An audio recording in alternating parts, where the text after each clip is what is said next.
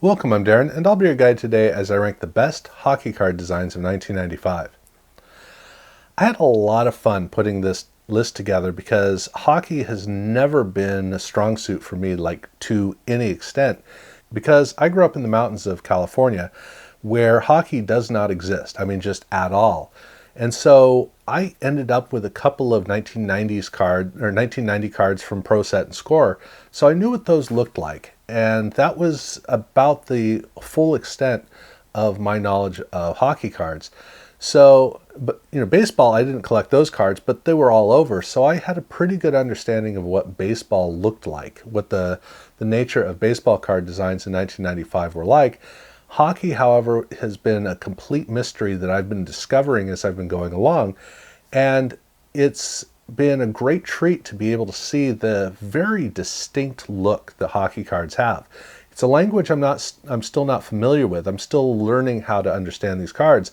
But I do look at these cards and I'm pretty comfortable with how I laid them out. But still, as I look through, there are only 3 designs in this entire group that I'm even familiar with. All the others are quite distinct for the sport.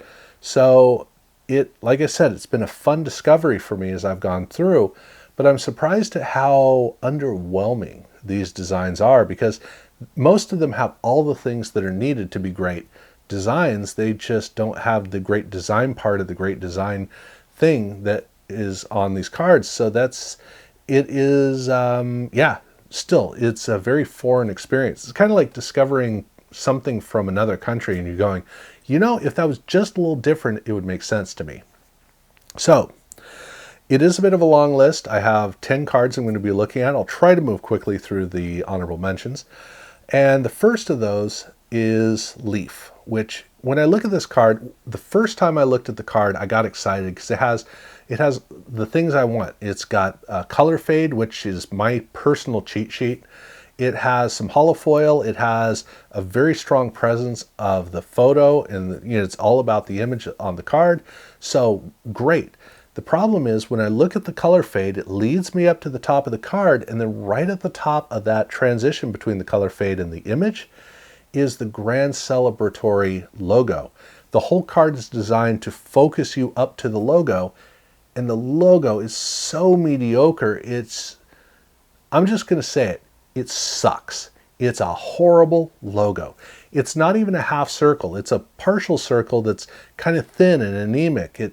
To me, it looks like when they were striking the die onto the card to get the foil on there, it didn't fully hit, and there's part of the foil missing. Every time I look at it, and it doesn't matter here, baseball. Every time I look at this Leaf logo, I just go, it's incomplete. There's something missing. I don't know what's missing, but it needs it. But especially with this card, because it's literally the top of that very prominent line, and you get to the top, and instead of having like a bigger logo would have helped, but it's not even like an umbrella. It's like a small mushroom or something. You just get to it, and it's like, that's it. That's what I was leading up to at the top of the card. And so it takes away all of the positive energy and gets you just kind of going, okay, well, then what's going on? And with that in mind, when you get to down to the thin line at the bottom, which could be an interesting element, now you're looking at that trying to go, well, does that help? No, that doesn't help. But the color fade doesn't quite work with the images because the images aren't strong. And so at the end of the day, what I see is a ton of potential. A bunch of things that could do great if they were designed right. Basically, it's like walking up and finding a pile of lumber and you're going, someday that will be a house, but today it's a pile of lumber. And that's what this card is. It's a bunch of things that are just kind of laying around that if somebody took a little bit of time could create a really great card, but they didn't do that. And so, yeah, I don't get this card. I just don't get it.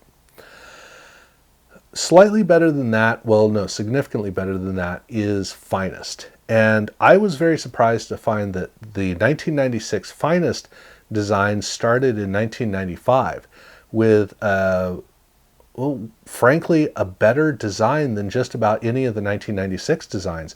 Because the design theme for 1996 Finest is you have a whole bunch of designs in the set. So they're themed differently. And for these hockey cards, I think I like these designs better. They're a lot more tight. There's a lot more interest that's put into the cards. And so when I look at the cards, it draws my eye. The 96 Finest cards don't, but these cards do. I'm still not a fan of Finest prior to 1997, but at least with these cards, it has me being drawn in to take the time to really look at each one of these cards, and that's a great advantage, which is certainly better than Leaf. My next honorable mention is Donruss. And here, this one is one that I've struggled with because every time I look at it, I go, oh, that's 1993, only it's not 93, what is it? Well, it's 1995, which is almost interchangeable with 93, but at least with 93, they have that big box for the logo, which is a strong theme. It's very clear. It gives an excellent feeling for the card. Whereas in 1995, they have the circle and everything is more diminished. There's nothing that is really strong about the card. Basically, I look at this and I go, that should have been the rookie cards in the 93 set or a subset in the 93 set. Then it would have been okay. But here, there's nothing about the card that attracts my eye at all in any way. So if you're going to redo a design, make it better, don't make it worse. And 1995 Donruss is one where I just go, why should I care? And I can't think of any reason why I should care. So again, not great, but it has the pieces that it needs to be good because, like I said, they did it in 1993. The last two of the honorable mentions are almost interchangeable, almost. The first of the two is Upper Deck. And this one, there were two cards that shocked me. One was Leaf, where I just went, what were they doing? The other was Upper Deck, where I went, why didn't you do what you did in the other three sports? Because the 1995 Upper Deck design is one of my favorite designs. It's a great design. It's very centrally focused. It's all about the image with some accents, in case you care, that just give it kind of a grounding quality. And then there's this. And this card is, I don't know what they were doing. I really don't. I mean, I like the fact that they have team colors on it. I give them credit for that. But it looks more like it's got spray painted on, or it's a run over from the image on the card next to it, something like that. And then there is I like the fact that they tried to get out of the way of the photo and put everything on the sides. I like the idea of that. But I don't see any of the stuff. There's no design. There's no design. Right now, I'm talking to you after probably 2 hours of going over, getting ready to do this presentation.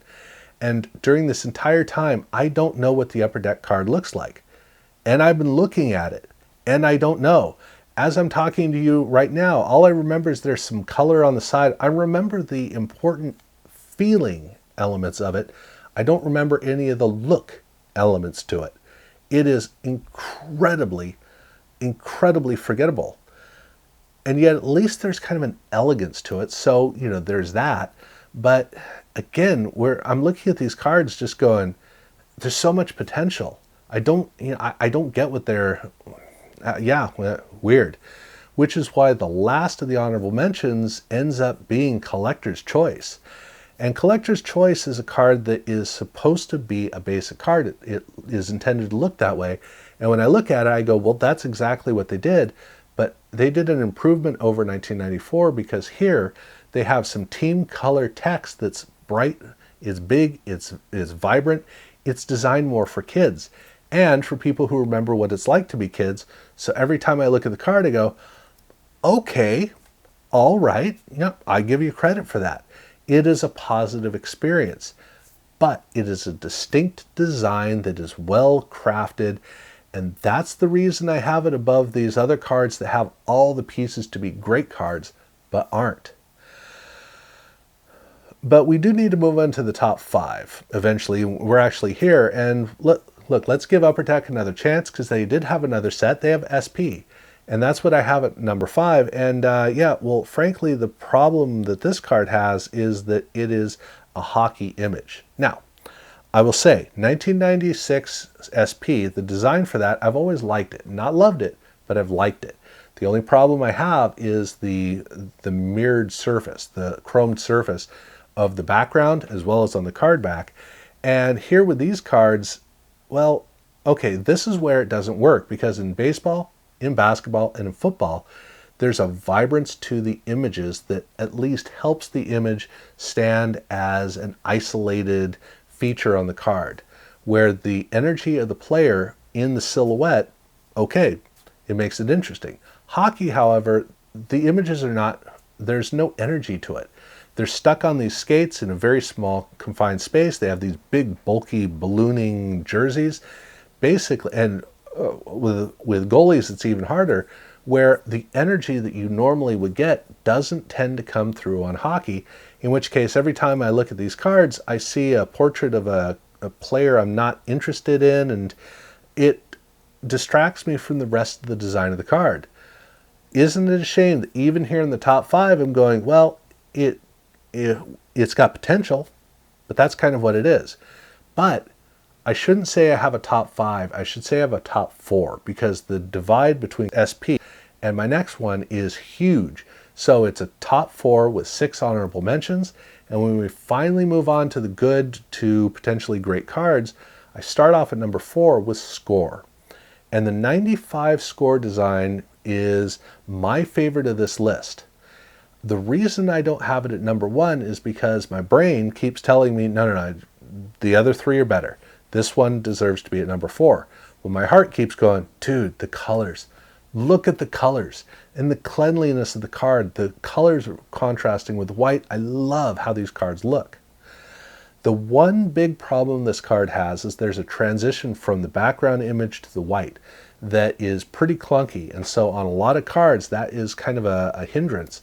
But at the end of the day, as much as I really like the colors, the images aren't all that strong. So it's all about the color. And look, if you're going to be honest, you have to acknowledge that, yeah, that's kind of stretching it. So that's why I have this at number 4. I want it to be number 1, but I have it at number 4. At number 3, I have a card that I absolutely trashed for part of the same reason in 1994, which is Leaf Limited. Because in the 1994 set, the card design is boring. It's an insert design, and as a boring insert, it's a perfectly feasible, or it's perfectly workable. But when it's the design, I mean, I'm sorry, you're out of luck. And so, unfortunately for 1994, it suffered from that. But in 1995, I think it actually gained from it, because the design, if it was an insert, would be phenomenal. But as a main set design, look, the colors. Oh, I'm sorry, I'm a sucker for the colors, but that with the holofoil effect that they have is such a brilliant combination. I think it reads better than the emotion inserts for the most part. In fact, there's basically no design on this card.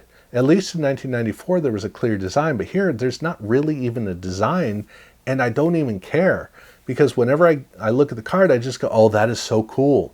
That's my whole reaction, and it is a strong enough reaction that I'm not going to set it aside and say, well, you know, it's got issues or what. I'm just going to say, I love it. I really love this card. I do think Score, I do like Score better, but this is one of those where, yes, I would like some design work, and if there was a design on it, I'd put it ahead of Score, but I mean, hey, it's good enough as it is. Here at number 3, no complaints. But at number 2, here's a bit of a conundrum, because I have Upper Deck be a player. And this card, why didn't they make Upper Deck with this card and then give the other one to be a player? Because this is exactly how you change the great 1995 design to make it better. The fade of that frosty blue color at the bottom is just fantastic. It does a really good job of giving the contrast for what you need for down there, and the strength of the images is really strong. I look at this card and I wish that they'd done this with Upper Deck so that I could really like Upper Deck, but I can't. But they did it here, and so I say kudos. I love that you have it here. I love that they did this, because it gives me the ability to put this right in the shadow of Emotion. And Emotion wins by default. Now, Emotion was developed in basketball. And in basketball, part of what makes it so work so well is that the players are all right in front of you. Every single tight shot is an intimate shot of the player. In hockey, they don't have that because they all wear helmets. And not cool helmets like in football. These are clunky helmets that partially it's partially hiding the player, and then the big billowing jerseys, and you have the hockey stick. Oftentimes, they're crowded, so crowded.